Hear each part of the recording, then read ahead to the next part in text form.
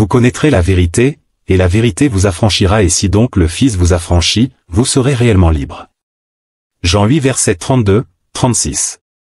Shalom à tous nos frères et sœurs, que la paix et la grâce de notre Seigneur Jésus-Christ vous soit totalement multipliée. J'espère que vous allez bien. Nous sommes là une fois de plus avec mon frère Alexandre au cadre de notre émission Bible ouverte. Frère Alexandre, comment vous allez? Bonjour frère, je vais bien par la grâce du Seigneur Amen. Jésus. Amen, le Seigneur soit loué. Et aujourd'hui, avec le frère Alexandre, nous allons parler goûter avant les mariages. Peut-on goûter une femme avant de l'épouser? Que nous dit réellement les Écritures? Mais avant qu'on puisse commencer, j'aimerais de nous inviter de prier et laisser ce moment entre les mains du Seigneur. Et j'aimerais aussi ici dire que nous ne sommes pas en train de s'attaquer avec notre frère Gédéon, mais nous sommes justement en train de chercher la vérité, établir la vérité selon ce qui est écrit. Et nous prions. Seigneur, nous te rendons grâce. Nous te disons une fois de plus merci. Merci pour ta bonté, merci pour ta fidélité, merci pour tout ce que tu fais. Père, je sais que de nous-mêmes, on ne peut rien faire. C'est pour cela que nous laissons ce moment entre tes mains. Nous ne sommes pas ici en train, Seigneur, de nous attaquer avec une personne, mais nous sommes ici, Seigneur, en train, Yahweh, de regarder, de vérifier, Seigneur, ce que les gens ont en train de prêcher, parce que la foi vient de ce qu'on attend, et ce qu'on attend vient de la parole. Je sais que, Yahweh, dans Actes chapitre 15, les disciples aussi se sont réunis. Pourquoi? Parce qu'il y avait des enseignements qui allaient à l'encontre de ta parole. C'est pour cela, Yahweh, nous sommes là une fois de plus pour parler de ce point. Éclaire-nous, bénis nos frères, bénis nos sœurs, et que, Seigneur, tu puisses ouvrir nos esprits afin que, Papa, nous ayons la compréhension de ce que nous allons parler dans ce moment. Béni soit ton nom, parce que tu es notre Père, au nom puissant de notre Seigneur, Jésus-Christ de Nazareth, Yehoshua HaMashiach, nous disons Amen. Amen. Amen. Ok, nous allons d'abord écouter la vidéo de notre frère Gédéon sur goûter avant les mariages. Nous allons vérifier dans les Écritures, peut-on goûter avant les mariages? Je me laisse regarder la vidéo. Ouais. Bon, le troisième dans ma liste ici, c'est incitation à goûter avant le mariage. Incitation à goûter avant le mariage. Moi, je veux bien que le missionnaire Gédéon nous explique. À goûter quoi et avant le mariage. Qu'est-ce qu'il faut goûter rapidement? Il ne nous reste plus que 9 minutes. Avant de passer un peu à ça, je voulais créer la réalité des choses pour que le déséquilibre tel que Dieu l'a fait au niveau de l'homme et la femme soit respecté. Parce que dans le combat que mènent les gens qui prônent que l'homme doit avoir une seule femme, ils mettent l'homme au même pied d'égalité que la femme. Cela n'est pas juste. L'homme est le chef et la femme est la suppléante. La femme est la subordonnée. La femme est la possession de l'homme.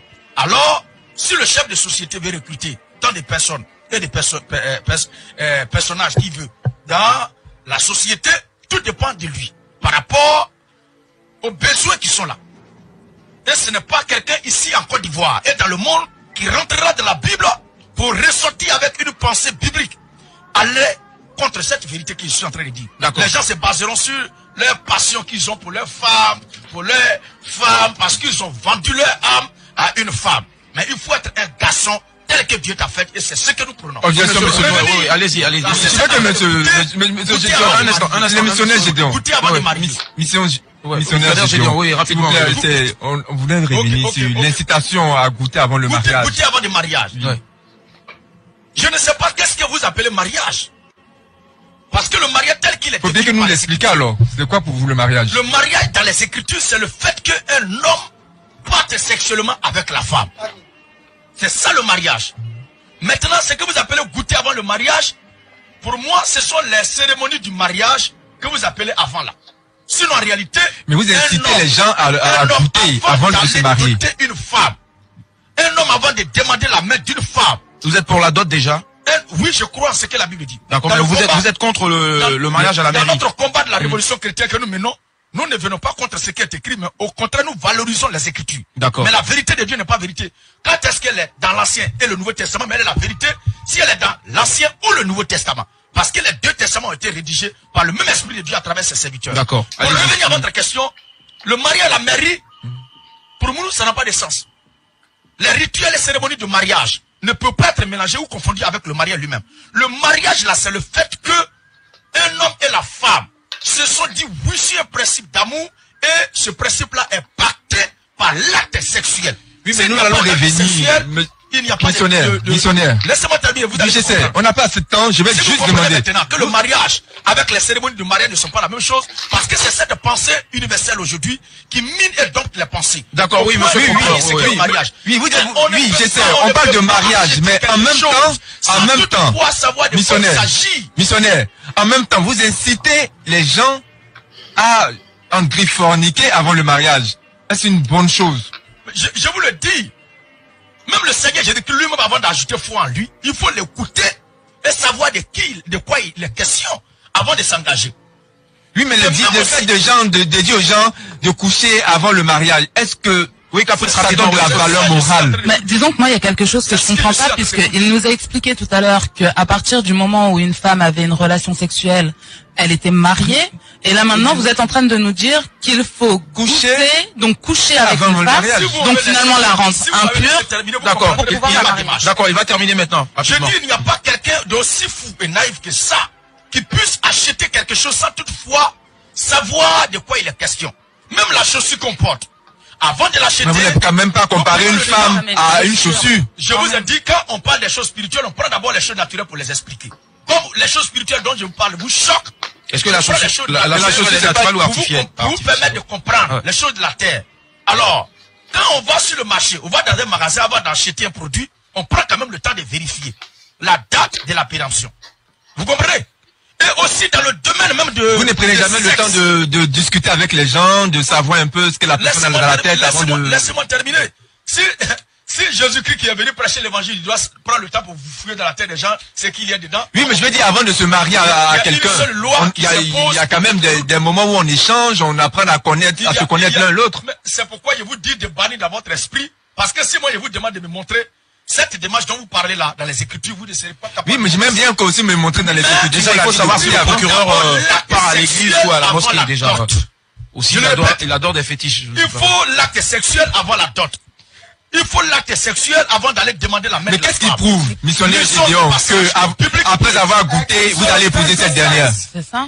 Qu'est-ce qui vous dit qu'après avoir goûté, vous allez vous l'épouser? Rien ne vous dit?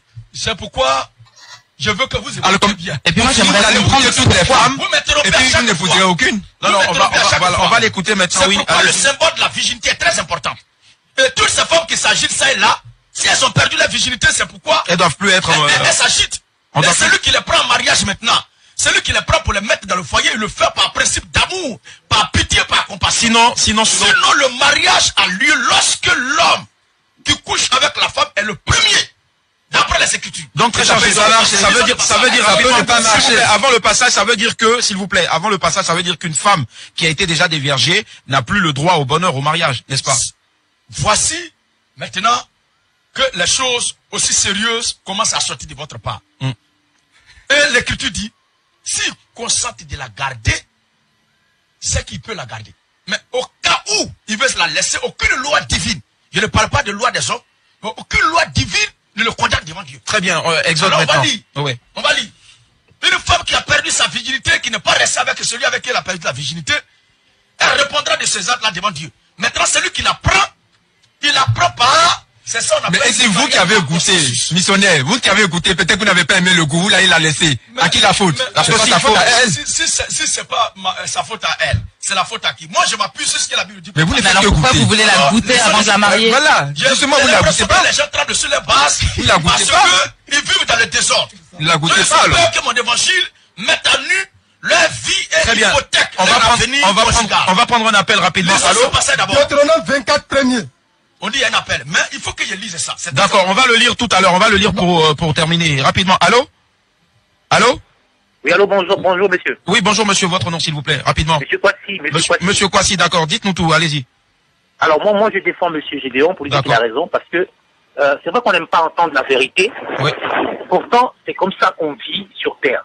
Vous vivez comment? Après, vous déviergez et puis après vous fuyez ou... Non, tout ce qu'il a pu me dire. Non, moi, je ne parle pas forcément de goûter avant le mariage. Même goûter avant le mariage, il y a plusieurs personnes qui vont dans les églises pour dire, ah, pasteur, on s'est marié, mais c'est pas ça. Il n'a pas ci, il n'a pas ça. Elles sont pas heureuses, ces femmes-là. Après, elles vivent malheureuses dans leur foyer, tout simplement parce que elles ont cru à la Bible pour se marier sans goûter, et maintenant elles sont coincées. D'accord, ça marche. Et elles sont obligées de pécher encore. Merci.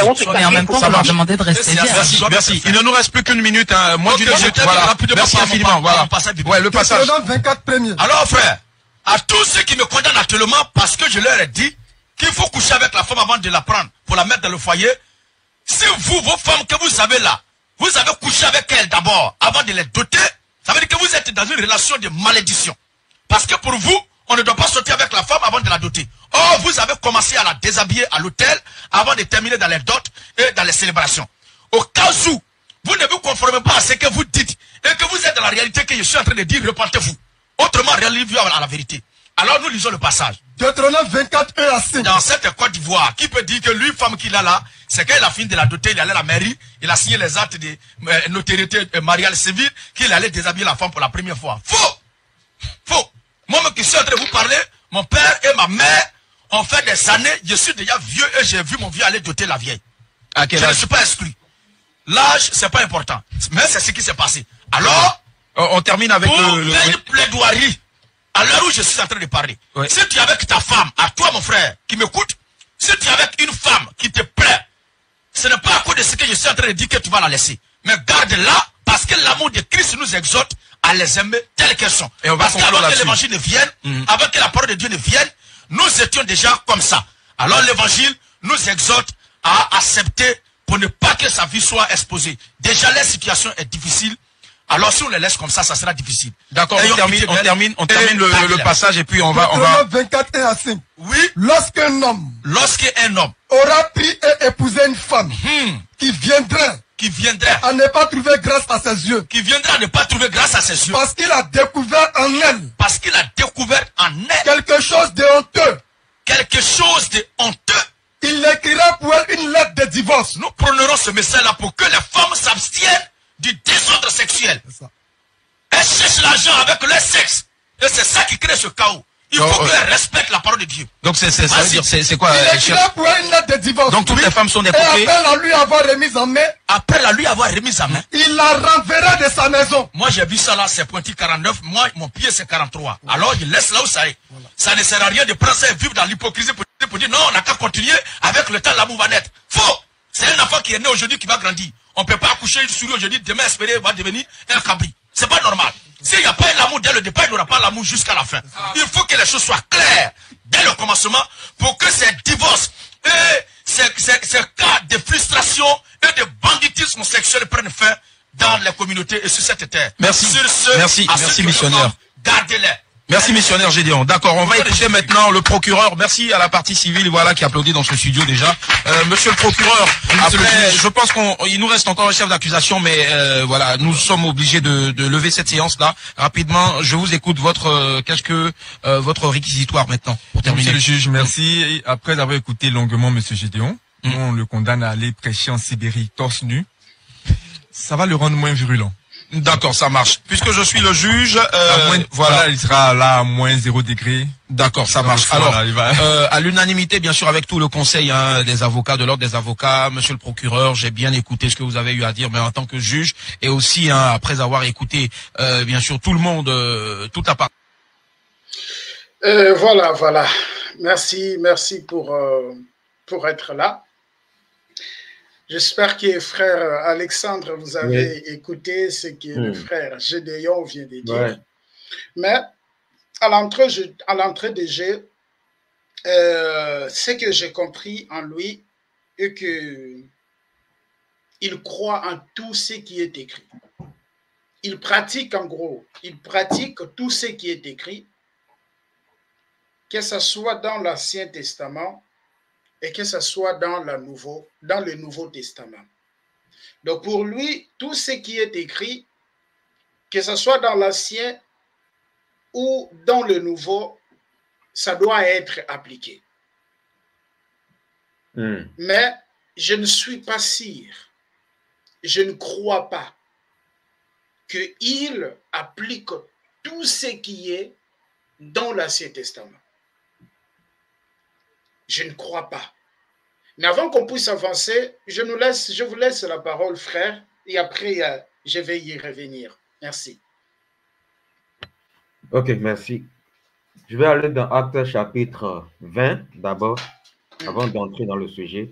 Actes chapitre 20, à partir du verset 28 jusqu'au verset 30. Ok, Actes chapitre 20, le verset 28 jusqu'au verset 30. Oui, oui. Acte 20, verset 28 jusqu'au verset 30. Nous allons le lire ici. Ok.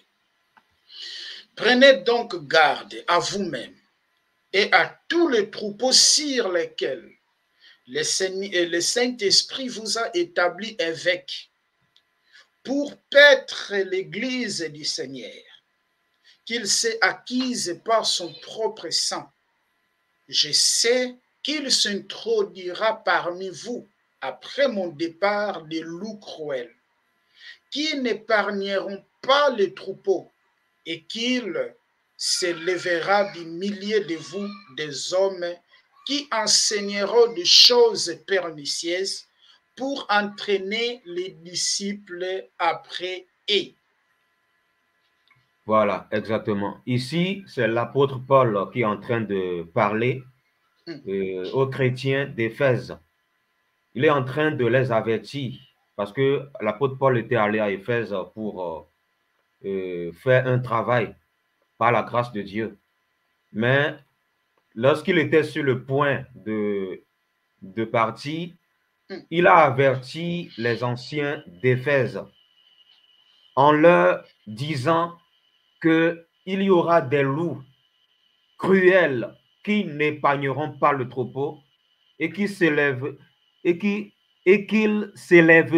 du milieu des hommes qui enseigneront des doctrines pernicieuses pour entraîner les disciples après eux. C'est une prophétie qui s'accomplit dans cette période dans laquelle nous sommes, parce que le retour de Jésus est proche. Donc, en fait, nous allons tout entendre. Nous allons entendre toutes sortes de choses, toutes sortes de doctrines anti-bibliques, toutes sortes de doctrines abominables. Et c'est ce que nous avons entendu dans ce que la vidéo dit, la vidéo que nous avons écoutée au début de l'émission. Voilà. Le problème de ces personnes-là, de ces soi-disant prédicateurs, comme j'ai l'habitude de dire, ils ne sont pas nés de nouveau. Voilà. Le Seigneur ne les a pas transformés. Ce sont des païens qui se sont introduits dans l'église pour prêcher, en fait. Un païen qui prêche alors qu'il n'est même pas né de nouveau. Il n'a pas la semence en lui. Il n'a pas la bonne semence en lui. La Bible dit, on ne donne que ce que l'on a. N'est-ce pas ce que Jésus a dit? Oui. On ne donne que ce que l'on a. C'est ce qu'il y a en toi que tu vas donner aux autres. Si tu as le désir de la chair en toi, tu vas prendre la Bible pour prendre des versets hors contexte dans l'Ancien Testament pour justifier ce péché de la chair. Et c'est grave. Quand Gédéon prend Deutéronome 24, voilà, pour dire que, voilà, on va lire Deutéronome 24. Oui, on va le lire, Deutéronome 24. Le problème des gens aujourd'hui, c'est qu'ils n'arrivent pas à faire la différence entre l'ancienne alliance et la nouvelle alliance. Deutéronome 24, verset 1 à 5. Verset 1 à 5. Si tu veux que je lise, tu me dis. Non, je vais sélectionner afin que les frères et sœurs aussi lisent ensemble avec nous. Les gens n'ont pas compris que ce passage-là. n'est plus d'actualité aujourd'hui. Parce qu'aujourd'hui, nous sommes dans la nouvelle alliance. Oui. S'ils veulent mettre en pratique cela, qu'ils mettent en pratique toutes les autres lois. Voilà. Deutéronome 24, verset 1 à 5. Oui, tu peux lire. Deutéronome 24, le verset 1 à 5. Lorsqu'un homme aura pris et épousé une femme qui viendrait à ne pas trouver grâce à ses yeux, parce qu'il a découvert en elle quelque chose de honteux, il écrira pour elle une lettre de divorce. Et après la lui avoir remise à main, il la renverra de sa maison. Elle sortira de chez lui, s'en ira et pourra devenir la femme d'un autre homme. Si ce dernier homme la prend en aversion, écrit pour elle une lettre de divorce. Et après la lui avoir remise à main, la renvoie de sa maison. Ou bien, si ce dernier homme qui l'a prise pour femme vient à mourir, alors le premier mari qui l'avait renvoyé ne pourra pas la prendre pour femme après qu'elle a été souillée, car c'est une abomination. Je vais descendre. Car c'est une abomination, devant l'Éternel, et tu ne changeras point de pécher le pays que l'Éternel ton Dieu te donne pour héritage. Lorsqu'un homme sera nouvellement marié, il n'ira point à l'armée et on ne lui imposera aucune charge, il sera excepté par raison de famille pendant 1 an, et il réjouira la femme qu'il a prise. Parole du Seigneur. Voilà, ça c'était l'ancienne alliance. Les gens mélangent tout et n'importe quoi. C'est pour ça que, franchement, c'est plus difficile, en fait, de ramener par la grâce de Dieu un religieux à Christ qu'un simple païen, en fait. Parce que, en fait, le religieux, en fait, va dans l'Ancien Testament. Ça, Deutéronome 24, là, le Seigneur Jésus, quand il est venu sur terre, mais il a parlé de ce passage-là. Les pharisiens, dans Matthieu 19, ont demandé à Jésus. Ils ont parlé de Deutéronome 24 à Jésus. Ils ont posé la question à Jésus au verset 3 de Matthieu 19. Est-il permis à un homme de divorcer de sa femme pour n'importe quel motif? Il répondit, n'avez-vous pas lu que le Créateur au commencement a fait l'homme et la femme et qu'il a dit, c'est pourquoi l'homme quittera son père et sa mère et s'attachera à sa femme et les deux ne feront qu'un. Ainsi, ils ne sont plus deux, mais ils font qu'un. Ils ne font qu'un. Que l'homme ne sépare donc pas ce que Dieu a uni. Voilà la réponse du Seigneur Jésus. Voilà, parce que quand le Seigneur Jésus est venu, le Seigneur Jésus a changé le paradigme. Voilà, il a parlé de Matthieu 24 ici. Maintenant, ces prédicateurs, soi-disant, qui prennent Deutéronome 24 et pour l'implanter et pour encourager les hommes à se prostituer, à changer de femme comme on change de papier hygiénique, c'est quoi la semence qui est dans leur cœur en fait? En fait, ces gens-là ont été envoyés par le diable pour pervertir l'Église, pour pervertir la société. Et c'est vraiment dommage. C'est vraiment dommage que les gens prennent juste ce qui les arrange dans l'Ancien Testament pour asseoir des doctrines anti-Christ, des doctrines anti-Jésus-Christ. Et c'est grave en fait. Le Seigneur Jésus interdit le divorce dans la nouvelle alliance. Bon, le message, bon, le thème, ce n'est pas le divorce, mais afin de goûter avant, de goûter avant d'épouser une femme là. Mais est-ce que la femme est une poubelle? Est-ce que la femme est un chiffon qu'on peut utiliser Et quand ça ne nous plaît pas, on la jette comme de la poubelle pour aller changer sous prétexte que, voilà, essentiellement, ça, ce n'est pas bon.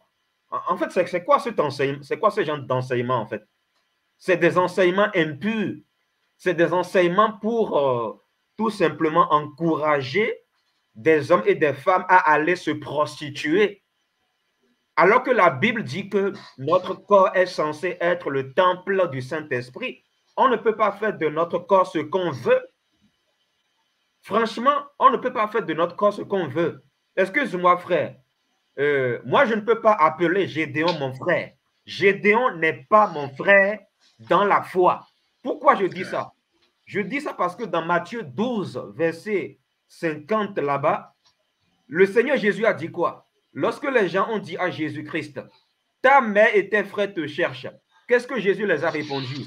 Oui. Ma mère et mes frères sont ceux qui font la volonté de mon Père céleste. Est-ce que Gédéon fait la volonté de Dieu? Non. Donc, je ne peux pas l'appeler mon frère. Gédéon, c'est un païen. Ce n'est pas mon frère. Il deviendra mon frère s'il se convertit réellement au Seigneur. Voilà. Donc, je ne peux pas appeler Gédéon mon frère en Christ. Il n'est pas encore mon frère en Christ parce qu'il n'est pas né de nouveau. Le Seigneur Jésus est clair dans Matthieu 12. Mon frère, ma mère sont ceux qui font la volonté de mon Père céleste, c'est-à-dire ceux qui marchent dans la sainteté, ceux qui prêchent l'évangile de la sainteté et non l'évangile qui encourage les gens à se livrer à l'impureté. Voilà. Voilà, j'aimerais être clair là-dessus en fait. Maintenant, je vais aller dans Genèse 2, verset 4. Oui, et aussi, il y a un point que j'aimerais aussi soulever, préciser, et que la loi là de Deutéronome, c'est comme vous avez dit, Deutéronome 24, Jésus l'a parlé dans Matthieu chapitre 19, il dit que Dieu les avait donnés, voilà, et il dit que pour donc lui dire-t-il, Moïse a-t-il prescrit donner à la femme une lettre de divorce et de répudier? Il a répondu, c'est à cause de dureté de leur cœur. Donc, voilà, c'est à cause de dureté de leur cœur que Moïse avait donné cette loi. Donc, je reviens à ce que vous avez dit et que je reviens à ce que Matthieu 19, verset 8. Jésus dit, c'est à cause de la dureté de votre cœur que Moïse vous a permis de divorcer de vos femmes.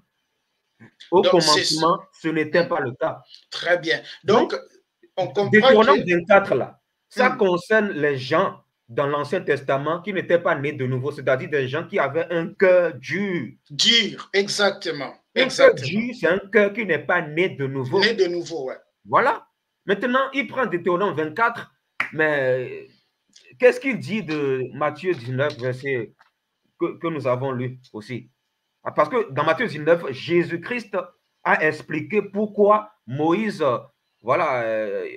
pourquoi Moïse a établi cette loi de Deutéronome 24. Oui, oui. Ils étaient encore des païens. Voilà, Gédéon n'est pas sérieux en fait. Papa, je me demande s'il est sérieux dans ce qu'il dit. C'est terrible en fait. C'est comme si en fait on a l'impression qu'il fait exprès. Moi personnellement, j'ai l'impression en fait qu'il fait exprès en fait d'enseigner ces gens d'enseigner, d'encourager les gens à marcher dans l'impureté. Alors que notre corps est censé être le temple du Saint-Esprit.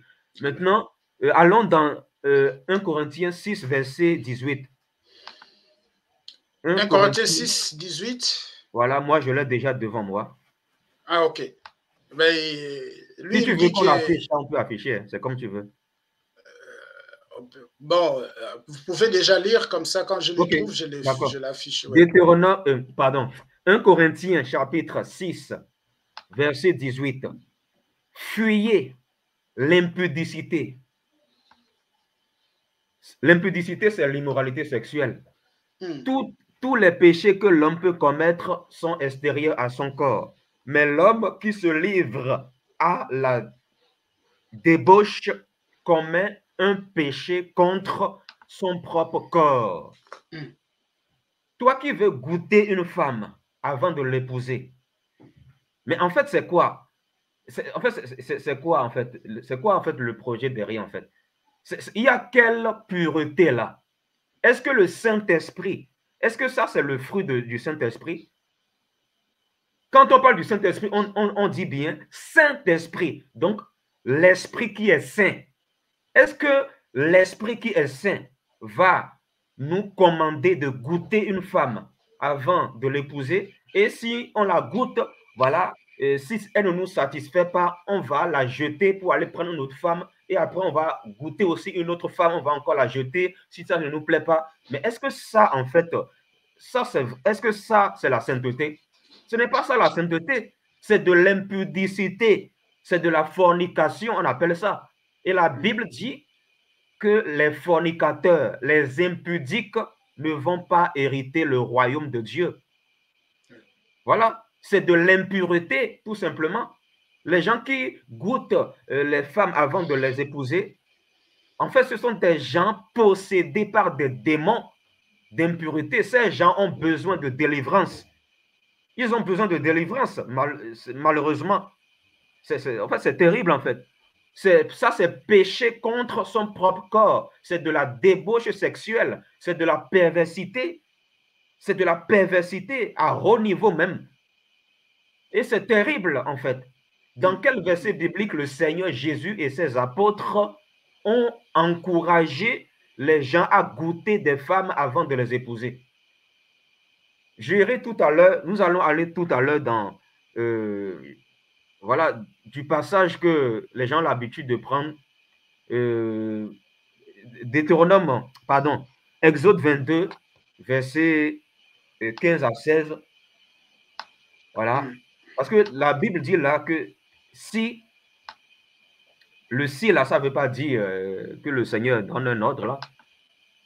Voilà, Deutéronome 22, versets 15 à 16. Si on peut lire ça. 15 à 16, oui, je le lis ici.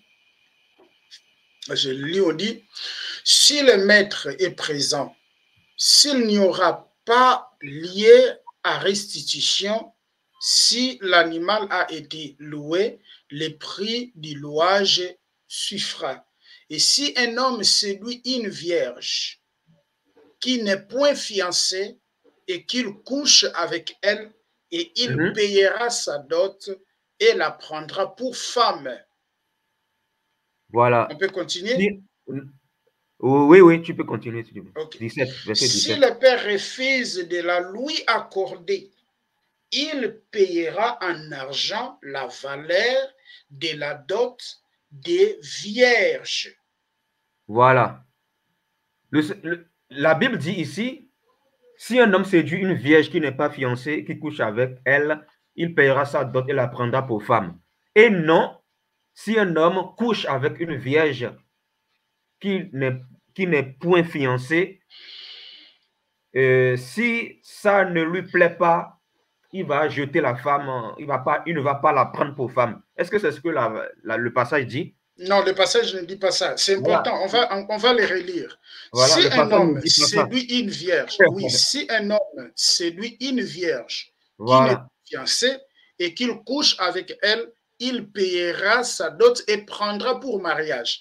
Donc, si un homme séduit une femme, ok, il couche avec cette femme et cette femme, elle était vierge, elle doit payer la dot et elle doit le prendre en mariage. C'est ça. Maintenant, il va seulement se débarrasser de la femme si le père de la femme n'est pas d'accord. Mais ce n'est pas ce qu'il dit. Voilà, ce n'est pas ce que Gédéon dit. Voilà, on comprend qu'ils prennent la loi, mais la même loi qu'il veut pratiquer, la loi là, de Moïse, ça nous comprend. Voilà. Et le passage commence avec le mot « si ». C'est important. Si. Oui. C'est comme par exemple, je dis, si je pêche, voilà les conséquences qui vont m'arriver. Oui. Voilà en fait. Donc, le Seigneur n'encourage pas dans ce passage à essayer, à goûter une femme pour voir si c'est doux avant de savoir s'il faut l'épouser ou pas. C'est pas ce que le passage dit en fait. Exactement. Et en plus, dans Genèse 2, 24, le Seigneur dit, l'homme quittera son père et sa mère et s'attachera à sa femme. Mm.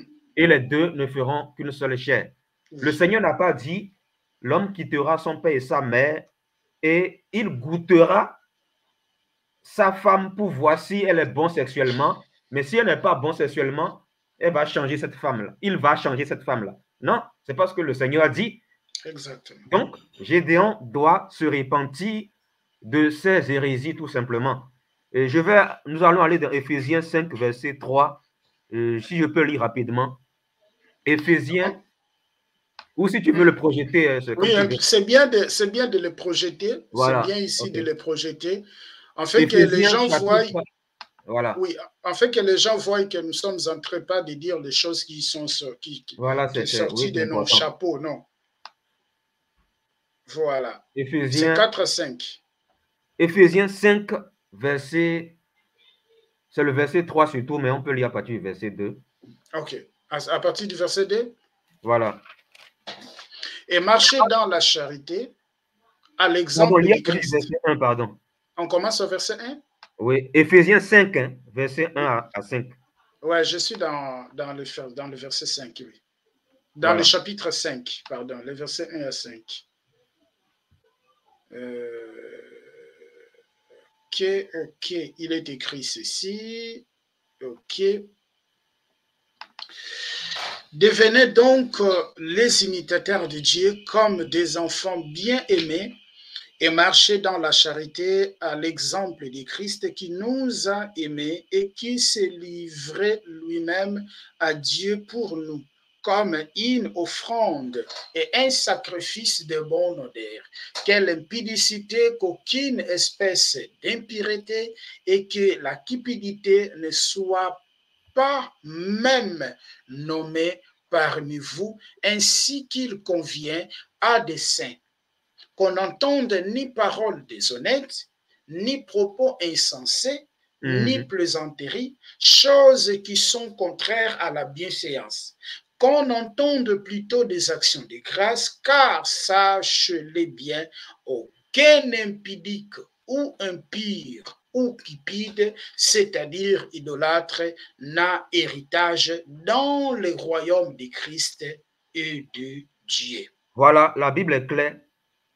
Les gens qui pratiquent l'impureté, l'immoralité sexuelle, mériteront pas le royaume de Dieu. Quand tu goûtes une femme, pour soi-disant dire que tu veux l'essayer sexuellement avant de l'épouser, ça c'est comment on appelle ça? L'impureté. C'est de l'impureté et ça souille l'âme. Ça souille l'âme. Ça c'est le péché. Je dirais même, c'est une abomination. C'est une abomination. Voilà. La Bible condamne ici l'immoralité sexuelle, l'impureté sous toutes ses formes. Parce que quiconque pratique ces choses méritera pas le royaume de Dieu.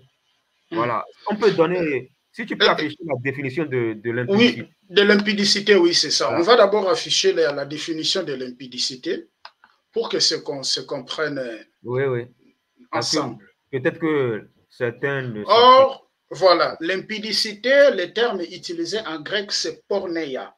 Ok, porneia, ce terme est trouvé dans le Nouveau Testament 25 fois dans la Bible.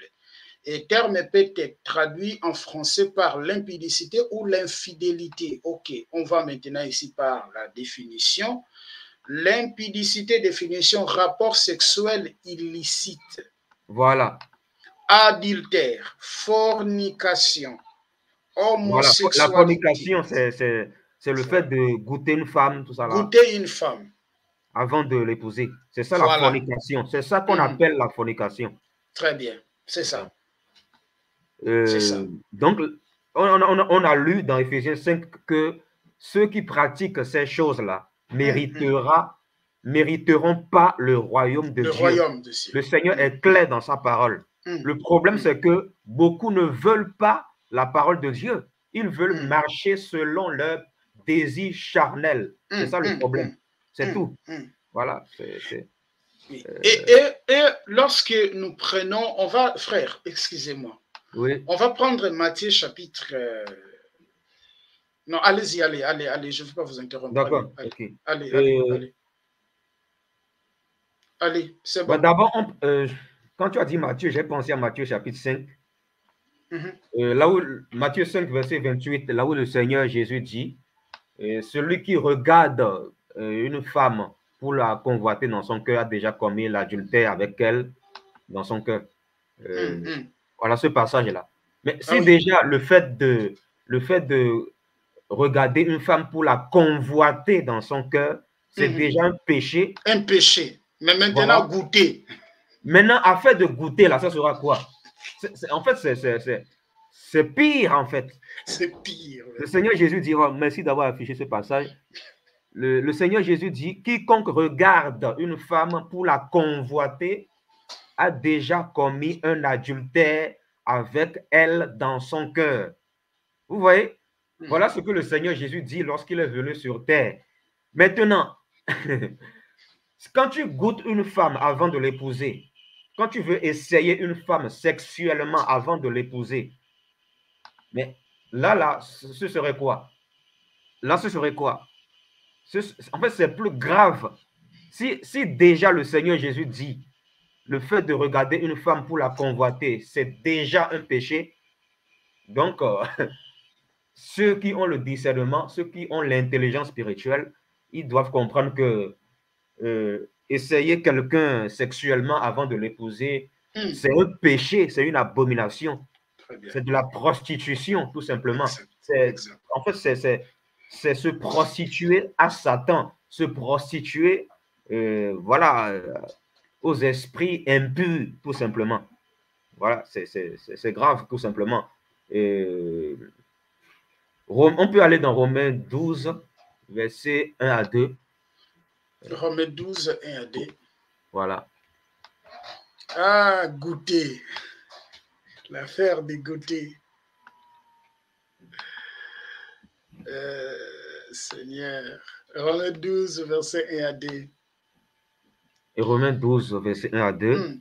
Je vous exhorte donc, frères, par les compassions de Dieu, à vous offrir vos corps comme un sacrifice vivant, saint, agréable à Dieu, ce qui sera de votre part un culte raisonnable.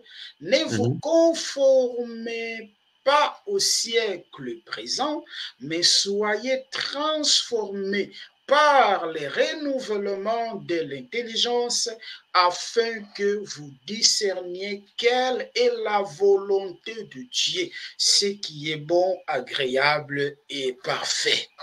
Voilà. La Bible ici, dans la Nouvelle Alliance, nous explique ce que c'est que rendre un culte à Dieu. Le Seigneur dit, rendre un culte à Dieu, c'est offrir son propre corps comme un sacrifice vivant, saint et agréable à Dieu. En fait, notre corps doit être gardé dans la sainteté et non être livré à la prostitution. Voilà, notre corps, Dieu veut que nous soyons saints au niveau du corps, de l'âme et de l'esprit. Offrir son corps comme un sacrifice saint, agréable à Dieu, c'est ça le culte raisonnable. C'est ça rendre un culte à Dieu. Voilà, c'est ça rendre un culte à Dieu en fait. Et nous ne devons pas nous conformer au siècle présent qui nous enseigne des doctrines pernicieuses comme par exemple ce que Gédéon enseigne en disant que on doit goûter une femme, essayer une femme avant de la prendre en mariage. Mais cette affaire de goûter là, en fait, ce n'est pas seulement chez les hommes. Hein. Il y a même des femmes qui sont possédées par des esprits impurs et qui veulent goûter des hommes sexuellement avant de s'engager avec elles. Hein. Oui, ça existe aussi. Il y a des femmes qui commettent aussi cette impudicité là. Voilà. Il y a des femmes qui font ça aussi. C'est-à-dire, elles veulent goûter un homme avant de s'engager. Et quand elles couchent avec cet homme-là, quand elles voient que, selon elles, que l'homme ne la satisfait pas sexuellement, c'est fini. Voilà. Elle va dire à l'homme après, oh, tu n'es pas mon genre, tu n'es pas mon genre. Ça, c'est de l'impureté. C'est de l'impureté, c'est de la prostitution. Vous allez d'homme en homme, vous allez de femme en femme. Mais finalement, là, vous êtes des prostituées. Vous êtes des prostituées. Vous êtes, en fait, des pervers. C'est la perversité, en fait. C'est de la perversité. Hein?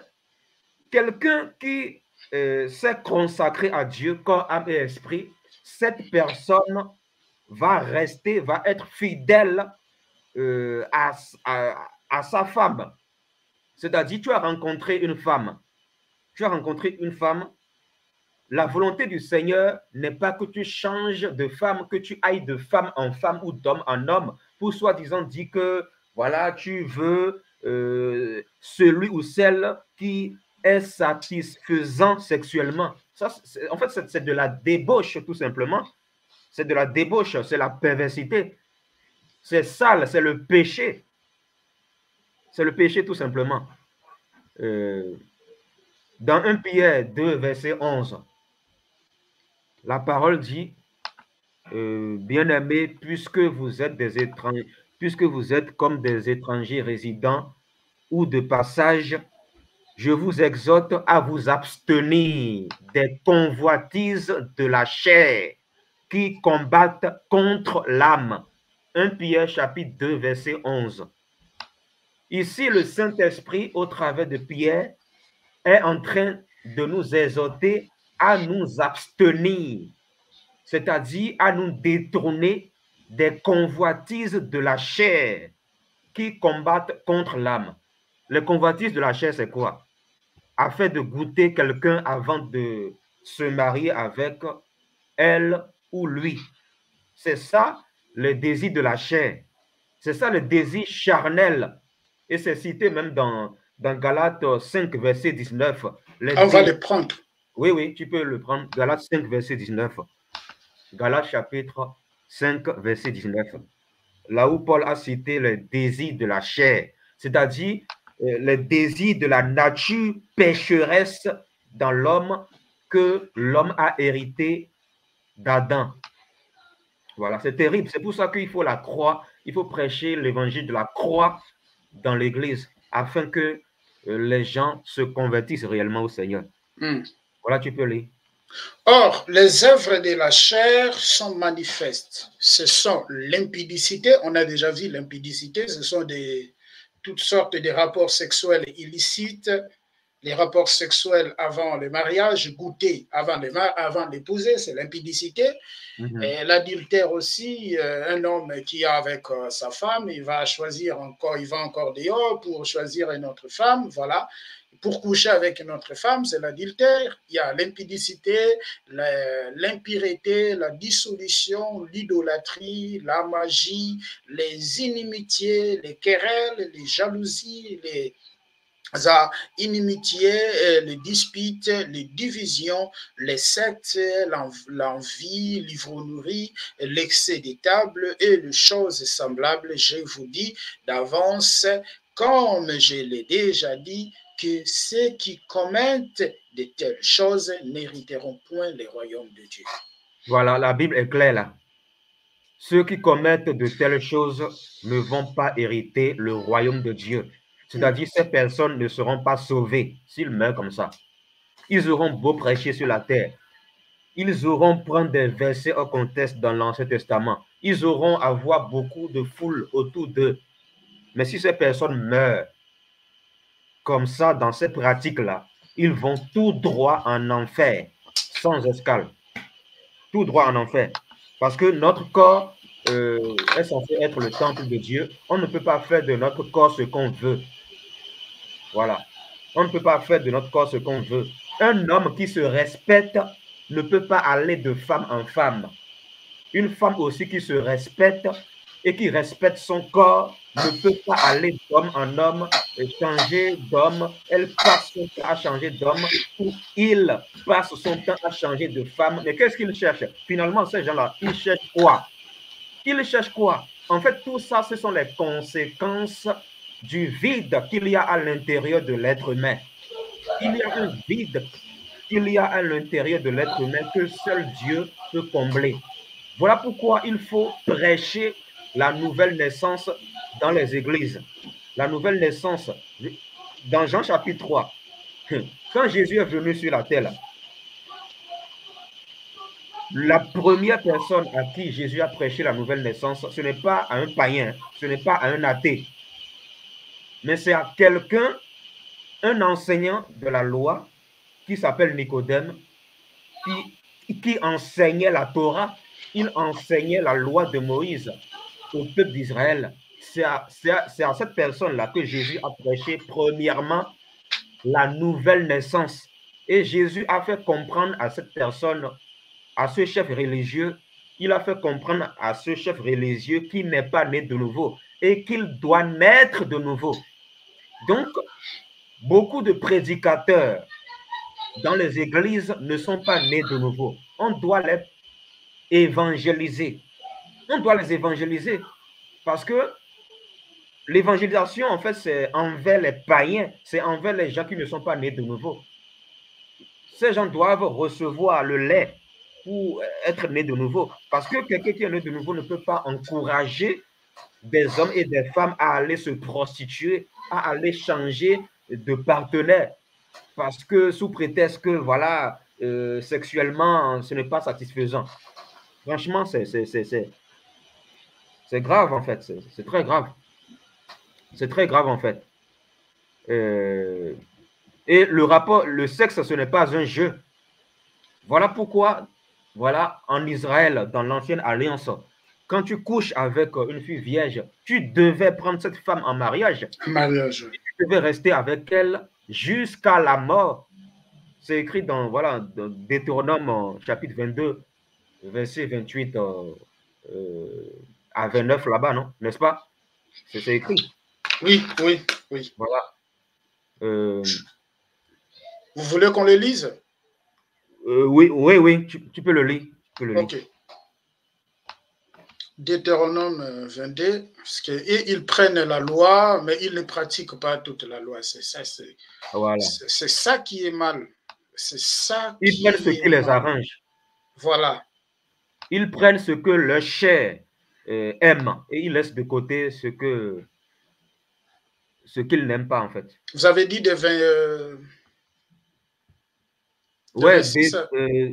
Deutéronome 22, verset 28 à 29. Ah, 28 à 29. Ok. On dit, ok, je lis au nom du Seigneur. Si un homme rencontre une jeune fille vierge non fiancée, lui fait violence et couche avec elle et convienne à le surprendre, l'homme qui aura couché avec elle donnera au père de la jeune fille 50 cycles d'argent et parce qu'il a déshonoré. Et il la prendra pour femme et il ne pourra pas la renvoyer tant qu'il vivra. Voilà, le passage est clair. La Bible dit là que un homme, quand il couche avec une fille vierge, en fait, cet homme a déshonoré la fille parce qu'il a couché avec cette fille vierge sans l'avoir épousée. Donc, c'est un déshonneur. C'est un déshonneur. Donc, femme, ne laisse pas ton corps être déshonoré par des pervers. Et toi aussi, homme, ne laisse pas ton corps être déshonoré par des perverses. Dans ce passage de Deutéronome 22, oui, frère. Quand tu couches avec une femme, tu lui fais violence, tu couches avec elle sans l'avoir épousée. C'est un déshonneur. Et cet homme qui a fait ça, cet homme qui a déshonoré cette fille vierge, devrait la prendre pour femme. Et il ne pourra pas la renvoyer tant qu'il vivra. Donc, là, il n'est pas question de changer de partenaire. Il n'est pas question de changer de femme quand cette femme n'est pas satisfaisante sexuellement. Tu as couché avec elle, tu dois l'épouser. Et tu dois rester avec elle jusqu'à la mort. Voilà, tu dois rester avec elle en fait. C'est ça, les Écritures. Mais aujourd'hui, le siècle présent veut nous pousser à l'impureté sexuelle. Dans 1 Thessaloniciens chapitre 4, verset 7, la Bible dit, Dieu ne nous a pas appelés à l'impureté, mais à la sanctification. 1 Thessaloniciens chapitre 4, verset 7. 1 Thessaloniciens 4, verset 7. Voilà. Dieu ne nous a pas appelés à l'impureté, mais à la sanctification. La sanctification, c'est le fait de se mettre à part pour le Seigneur. C'est le fait de ne pas se livrer aux choses impures. Très bien. Parce que la sanctification doit être au niveau du corps, de l'âme et de l'esprit, selon 1 Thessaloniciens 5, verset 23. 1 Thessaloniciens 4, verset 7. Voilà. Voilà. Car Dieu ne nous a pas appelés à l'impureté, mais à la sanctification. Lis le verset 8 aussi, s'il te plaît. Celui donc qui rejette ses préceptes ne rejette pas un homme, mais Dieu qui vous a aussi donné son esprit. Voilà. Il vous a aussi donné son esprit. Donc, voilà cette émission que nous faisons en disant la vérité. Celui qui rejette la vérité que nous prêchons ici ne nous rejette pas en réalité, mais cette personne rejette Dieu lui-même sans le savoir. Voilà. Parce que souvent, les gens, en fait, la majorité des soi-disant chrétiens d'aujourd'hui, ils sont des conformistes. Ils se disent que parce que le pasteur a dit ça, donc c'est vrai. Alors qu'eux-mêmes ne vont pas devant le Seigneur dans sa parole pour faire des recherches. Parce que ce sont des conformistes, malheureusement. Ouais. Ce sont des conformistes. C'est triste, en fait. C'est ça. C'est triste. Dans Éphésiens 5, verset 5, on peut lire Éphésiens 5, verset 5. Où on a déjà lu ça. Oui, on a déjà lu ça. On a déjà lu ça, voilà. Galates 5, verset 24. Allons dans Galates 5, verset 24. Galates 5, verset 24. Voilà. Nous sommes en train déjà on est à 57 minutes et après je finis. Parce que on est à 57 nous sommes en train déjà de chuter. Oui, oui. Galates 5, verset 24. Verset 24.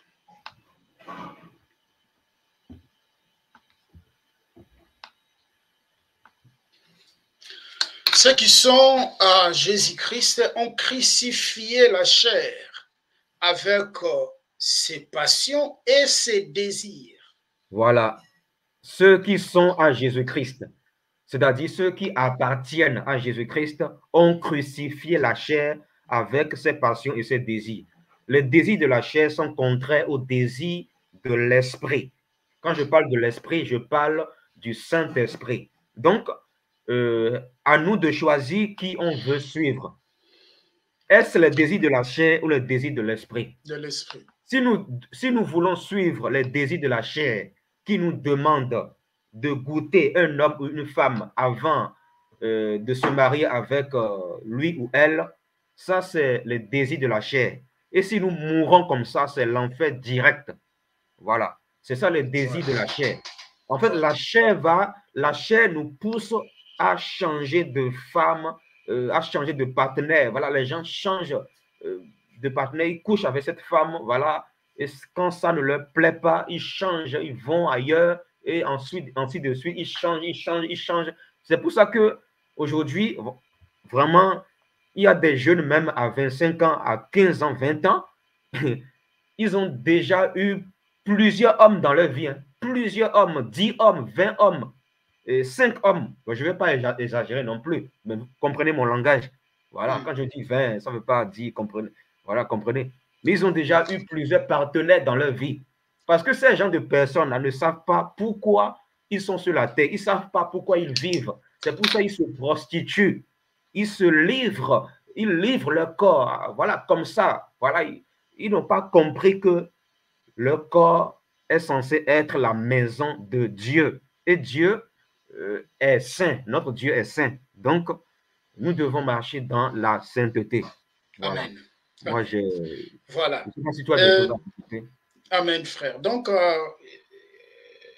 j'aimerais expliquer un point qu'on n'aura pas expliqué dans notre première émission, nous allons l'aborder dans notre deuxième émission parce que ce qui m'a fait plus mal de dire que ce soit l'ancienne alliance, que ce soit la nouvelle alliance, les deux alliances ont été rédigées par Dieu, ont été inspirées par Dieu et nous devons les considérer, devons l'apprendre.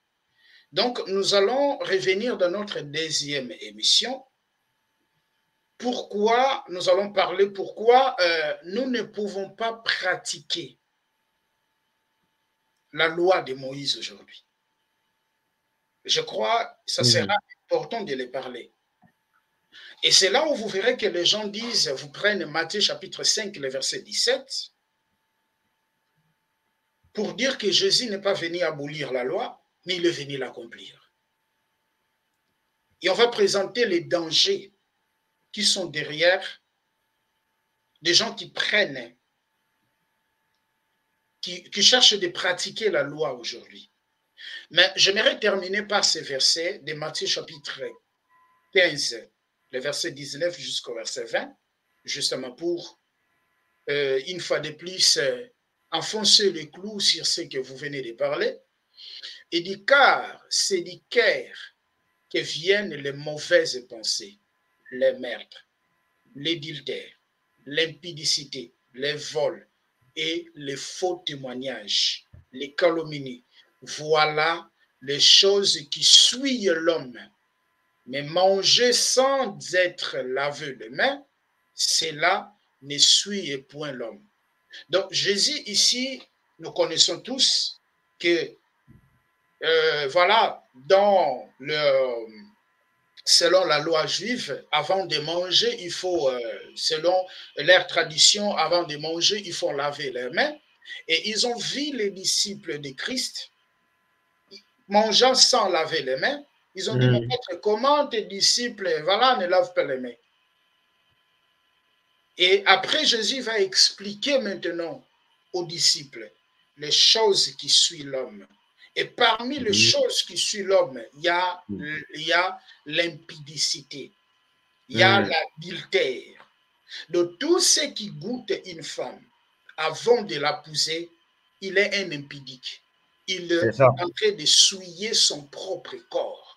Et chose qui n'est pas bien. Merci à tous nos frères et sœurs qui nous ont suivis. Nous nous retrouvons dans notre deuxième numéro. Mais avant qu'on puisse terminer, j'aimerais que nous puissions ensemble prier et remercier le Seigneur pour l'opportunité qu'il vient de nous accorder et demander que le Saint-Esprit puisse toucher les cœurs de tous ceux qui auront l'opportunité d'écouter ce message, que le Saint-Esprit touche leur cœur. Parce que nous avons un christianisme aujourd'hui où les gens ne vérifient pas les Écritures, mais sont là pour défendre leur pasteur. Même si tu as dit vrai, même si tu as dit des choses qui sont comme ça, mais donc nous avons les chrétiens qui ont plein d'émotions. Ils sont là, c'est pas pour, voilà,